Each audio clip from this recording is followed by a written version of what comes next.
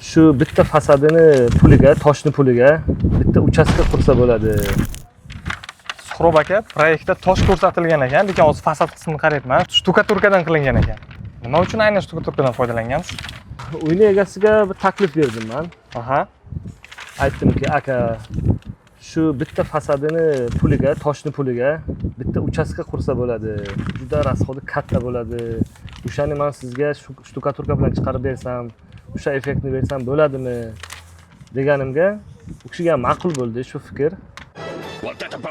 Lekin 5-10 barobar uyni egasiga ekonom qilib berdim. Agar tosh bo'lganiga o'ldim deganiga bir 6 oy, atak 1 yil ham ketib qoladi buncha ob'yomga. Atak mana shtukaturka bilan 2 oyga shu narsani chiqarib berdim. 2 oy ichida уже deyarli fasad qismi 70-80% ga tayyor bo'lyapti. Shunday. Chista sementdan bo'lyapti. Juda mahkam, juda baquvvat bo'lyapti. Sifatiga ham o'zingiz Shunday. O'zlari ham davolni. Shunaqa minnatdorchilik bildiryaptilar, gap yo'q. Bu ya'ni meni shaxsiy fikrim. Shunday. Shaxsiy fikrim. Toshlar shuni nima bilan, shtukaturka bilan shunaqa o'sha effektni bersa bo'ladi.